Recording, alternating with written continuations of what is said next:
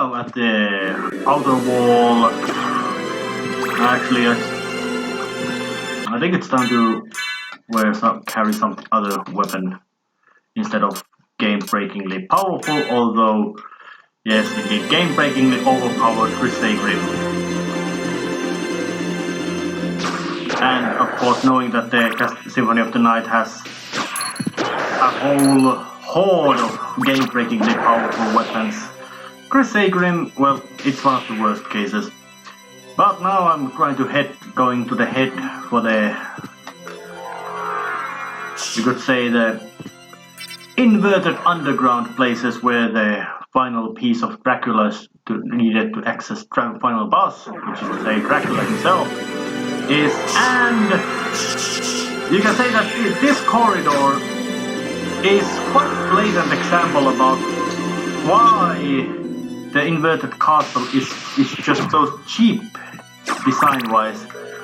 The regular, this same corridor was completely walkable through with your regular methods, nothing bizarre in that. But now with the inverted castle, it's much more. It's much more cumbersome to navigate because you just have to walk through these arches, and of course there's also spiky smashy things in these corridors, making these places much, well, you could say, unnecessarily dangerous. And normal skeletons are, well, they're just that. Skeletons with completely disproportionately powerful offense. But heading to the underground places. So yeah, the inverted castle, despite in a sense being consistent, lacks the, you could say, charm and flair of the basic castle. And of course the fact that there's no variations, very little variation of music either, makes it much less interesting place to go through. So that makes it much more fragmented in nature.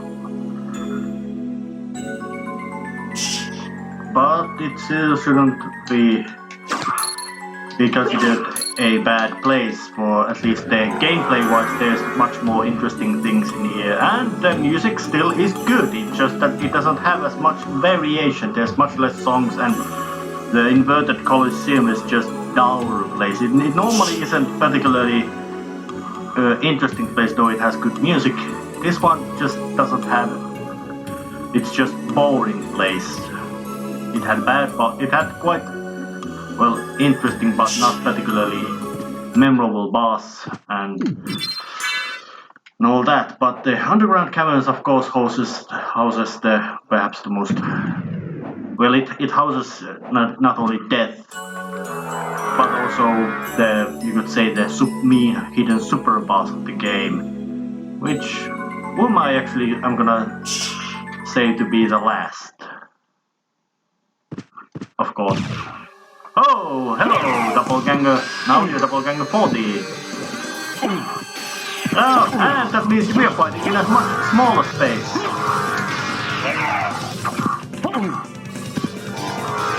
Missed me! Oh, you gave me a bit damage.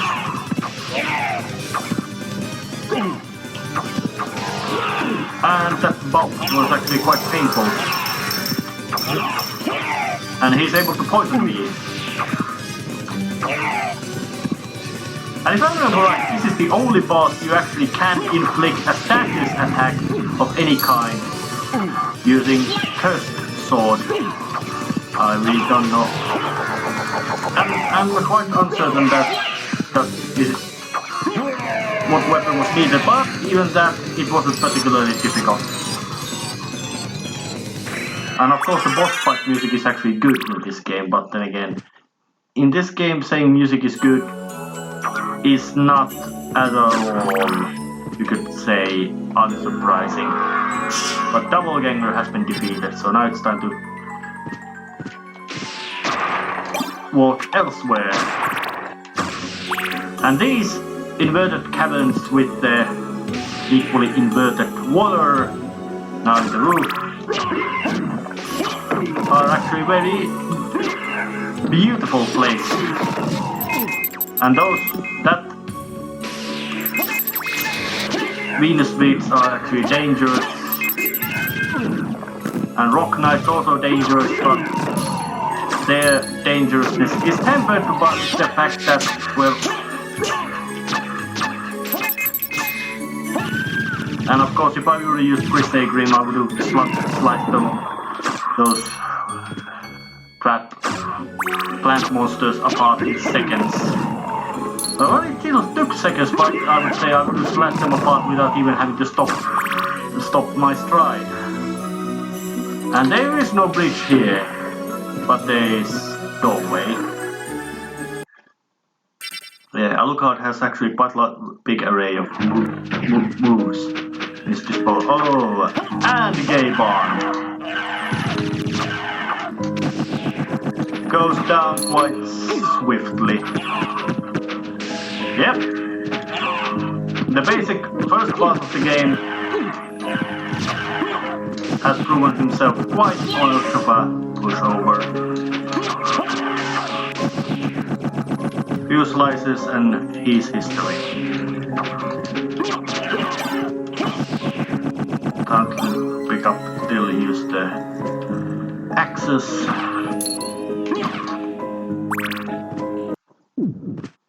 Saving the progress. Not so much it's needed, but mostly because of convenience sake.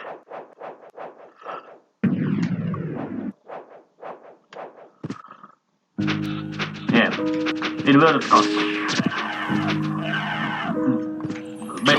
Design-wise, very boring place. So it's not at all surprising that you would spend much more time in the basic custom instead of inverted custom. And a new boss again. Hello. So, you've made it this far. In the name of your father, cease this foolishness. Not while there's a breath in my body. Then for the master, I'll feast on your soul this night. Death. And he starts with his, you could say, signature attack of summoning all kinds of sights, and also it has access to magics. And big other magic sights as well, but he went down. But killing him doesn't actually make him, you could say, he goes down. His first form was the basic, and Death usually does have multiple forms, but now he went already down.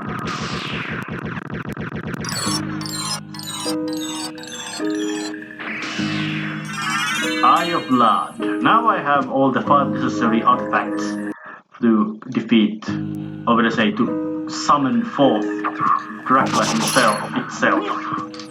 Actually, I'd say himself, which means the final boss is now achievable, but every boss has not yet been defeated.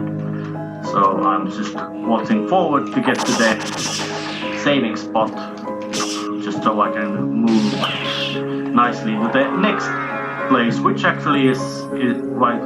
There's only 2 bosses left, including, actually no, bit more with the final boss. There's the final boss, bosses, there's 2, and of course, and with final boss, there's also, no, not the final boss.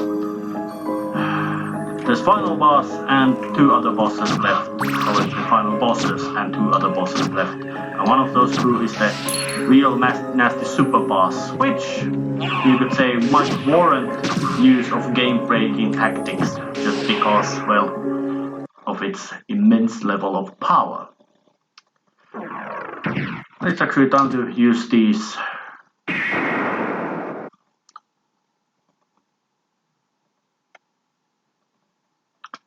dingamalchiggeries to travel to in here Crystal Keep. So So I can actually start to travel towards the inverted laboratory. So my mind's bubbling up to get near that boss. Mostly because that place is gameplay-wise very uninteresting. So yeah, I'll be going to other place. At the map, it's right at the right side edge, so I'll be there, mostly after nothing dull interesting for you. Now, at the inverted Colosseum, place of extreme dourness and unpleasantness, although Alucard is now equipped with all the necessary gear for being Alucard itself, it's time to attack and go to say hello to the one boss again. Come on, stop wasting your time. We both know you're gonna get killed like that. But I'm still gonna show this little walkthrough here, just to show that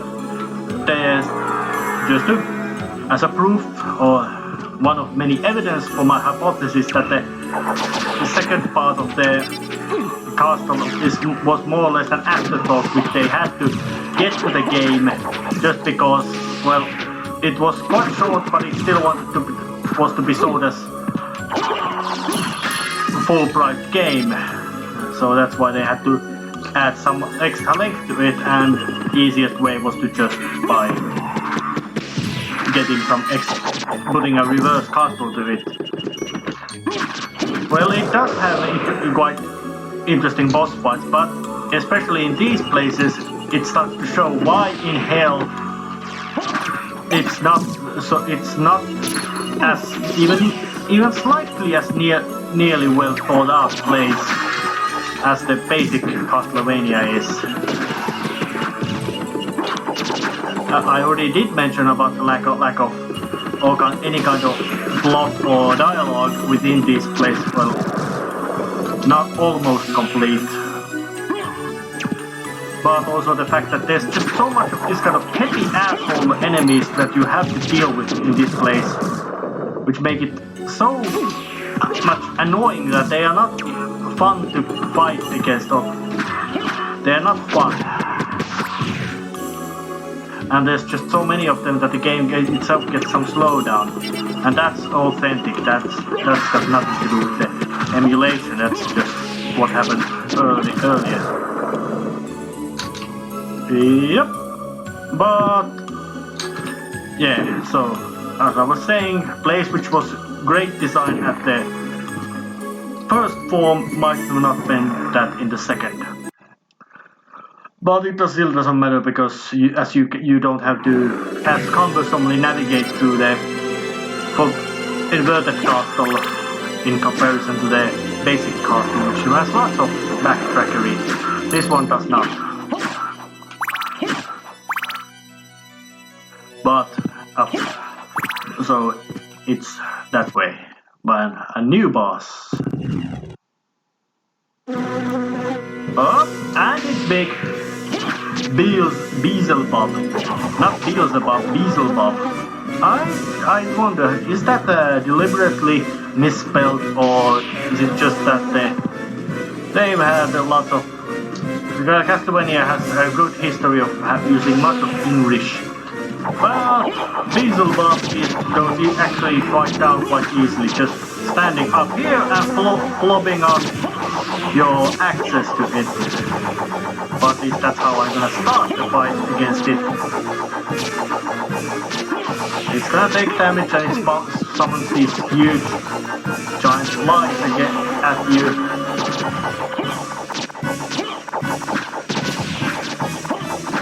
And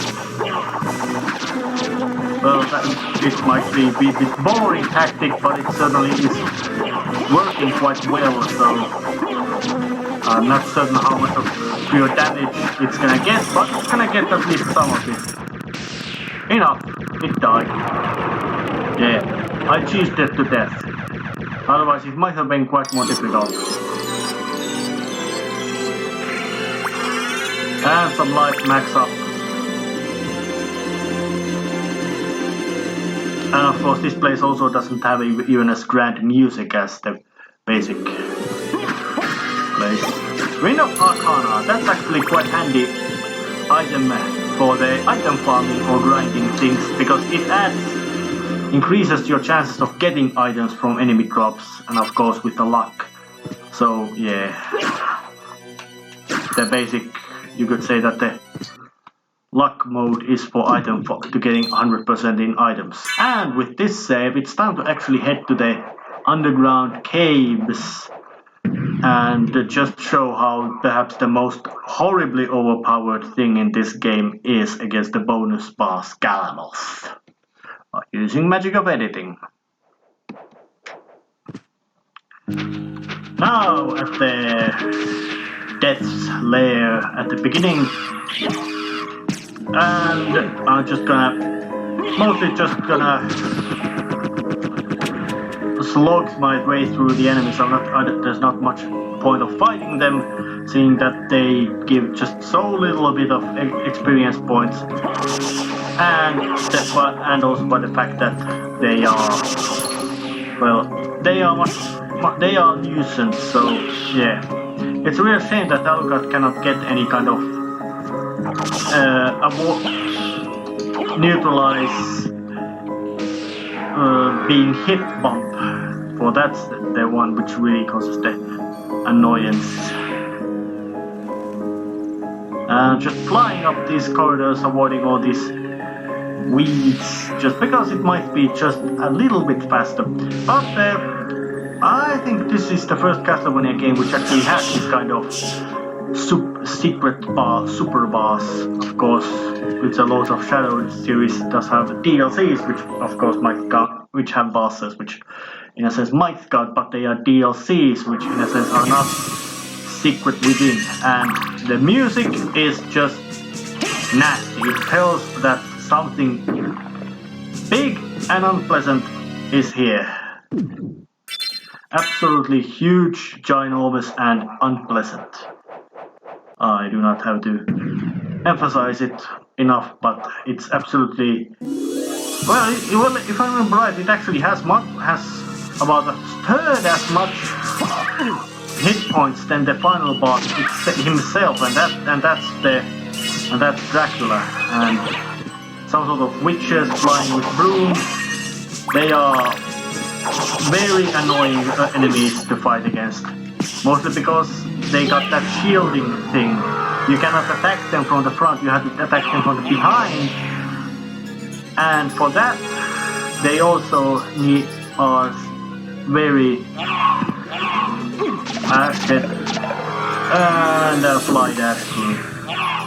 Yep.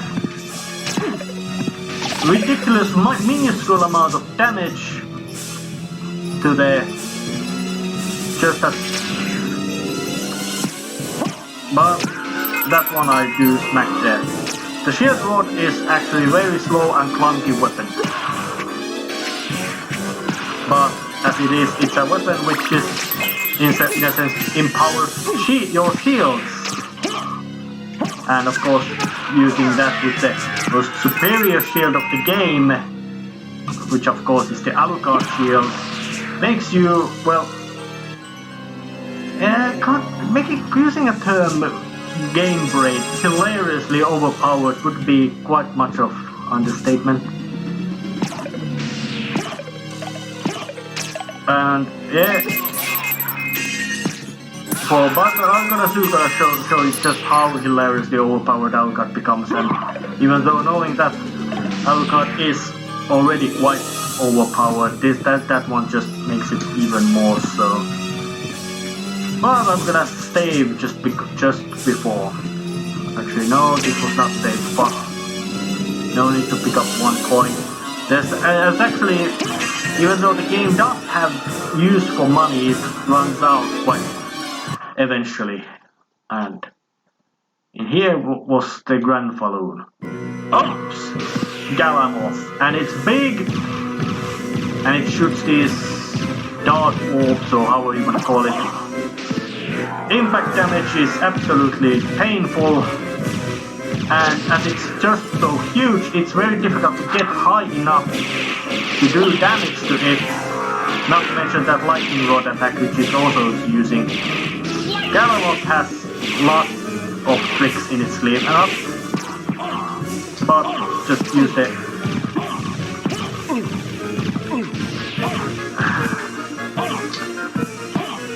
Oops. Well, gotta pull away with a little bit of use of my mist form. Yes, it has plenty of attacks. Yeah, I do have a little on necessary gear. I just need to get the position where I can actually load up the game breaker, like this. And now I just hold up my shield, drain its health, but it still takes a shitload of damage, long time. So yeah, even the nastiest boss of the game is just load up your method and use it, and it dies insanely fast. If you were to fight Garmon fair and square, you would get the... Well, you would have to be prepared to a big slog. And game, of course, gives you nice all kinds of trinkets for that.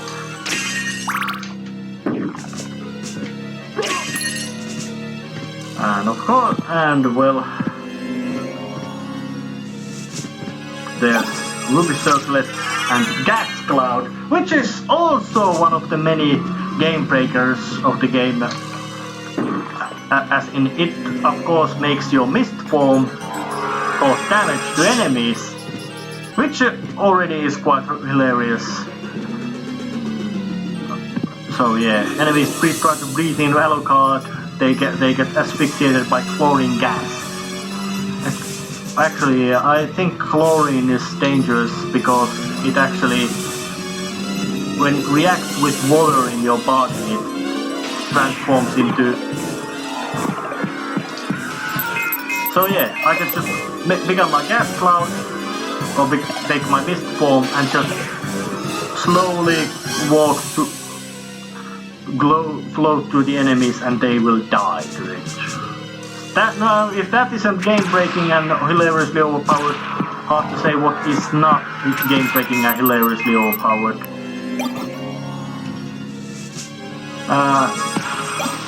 So yeah, at least 3 game breaking things, but of course, not seeing that the nastiest thing in the entire game was guarding the gas cloud, it's in a sense understandable why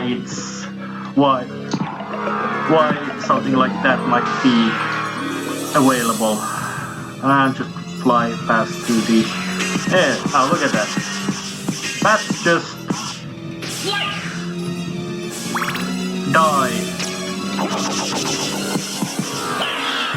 Just transform and enemies die. Take hit damage and die, unless of course they are immune to hit. Like that. Makes getting through any place easy.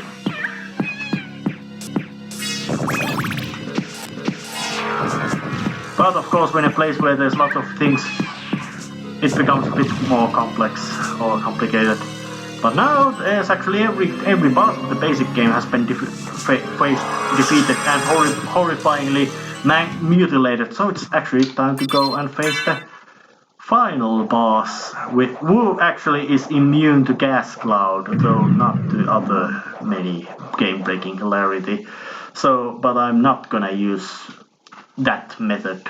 So I wanna show what Dracula actually knows how to do, and using the magic of editing again.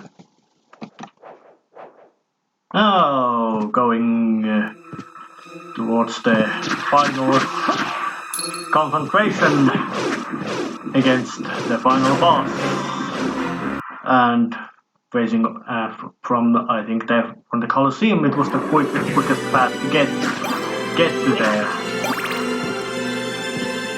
And that big thing is a sword carrying, well, giant Azaghal or something. Its sword is the only vulnerable part in it, but it's quite dangerous. But nothing that dangerous that you simply couldn't just avoid it. But approaching to the central clock room, which is, and I find it quite cheap. The selection of putting the final boss to the same place as the ending of the game might imply, because it would have been interesting if the ending boss would have been where the game begins, but in the other side. But no, it's the same as ending spot of the, like in the previous other normal half of the castle, of the central. Now it's going upwards instead of downwards. Big jump with all the necessary thingamajiggery. Awfully precious, not necessary. And the saving room, which I do use. Interestingly enough, because in the inverted castle you have all the maneuverings available, you can get to this place quite easily. But going with the upwards going downwards elevator, twist your mind around that. But this place, despite in a sense being inverted, does not appear so misplaced. So maybe it wasn't right at the complete end where they decided to make it two castles of, and the other is inverted, but fighting. You have done well in making it this far. Thank you. I would expect no less from the son of our master. So you are the one who was controlling Belmont? Yes. I am the dark priest called Shaft.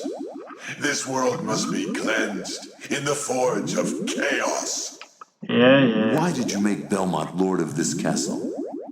For centuries, vampire hunters have defeated evil with holy power. But if two vampire hunters were to fight each other... But Belmont's power is supreme among vampire hunters. None other could defeat him. Exactly. That's why I removed him as a threat, by making him into lord of this castle. But your plan has failed. Has it indeed? We'll see what happens after I destroy your weak human side. Oh yeah, Shaft. Dark Priest Shaft. Yeah, he's got all kinds of dollops he's gonna throw at you. They bounce around quite chaotically.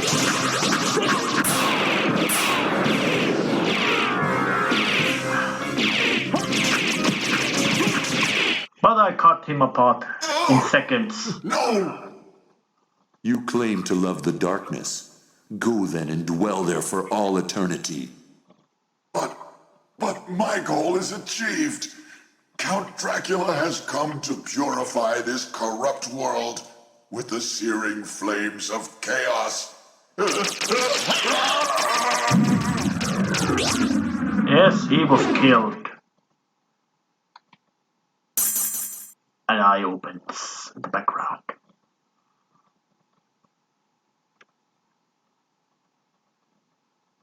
Father. Well met, my son. It's been a long time. I was hoping we would not see each other again. I can't allow you to leave here, Father. You have ever been the ally of humans. Have you forgotten what they did to your mother? Think you I would forget such a thing? No, but neither do I seek revenge against them. Still uttering the same nonsense. No matter. Now is the time to put aside your weak human side and join me in remaking this world! Dracula, in the name of my mother, I will defeat you again! So yes, final fight. Dracula, he carries a big throne wearing And doing these swipes.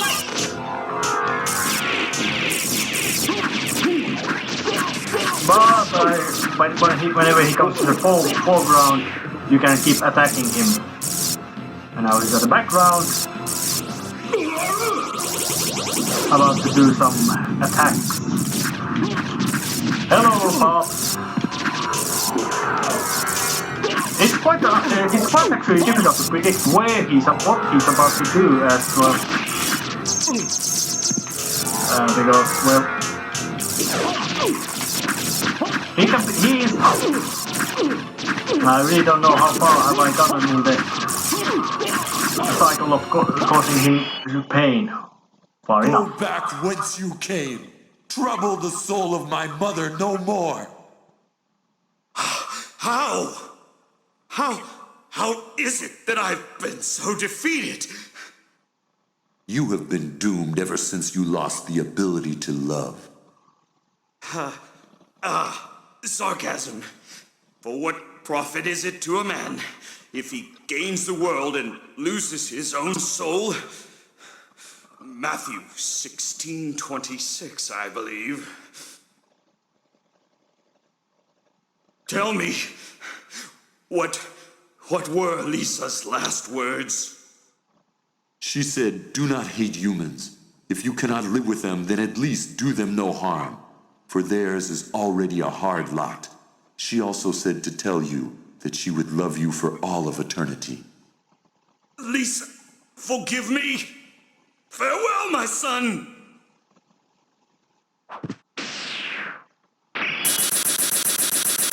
That actually makes Dracula very, in a sense, much complex character, and of course a fair bit relationship between Dracula and his son as well.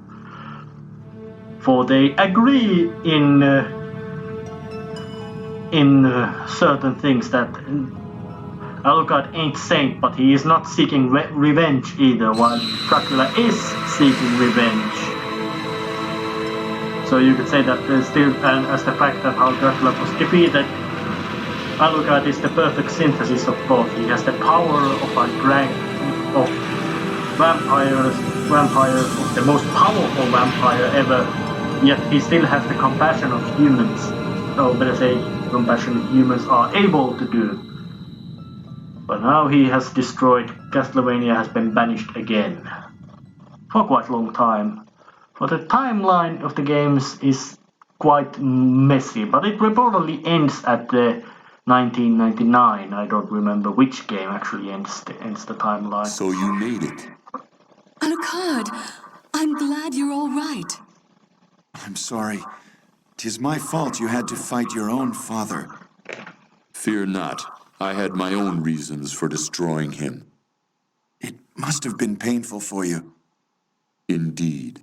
But you must always remember that the only thing necessary for evil to triumph is for good men to do nothing. I understand. Alucard, what will you do now? The blood that flows in my veins is cursed. 'Twould be best for this world if I were to disappear forever. I see. Farewell, then. We'll not meet again. Alucard?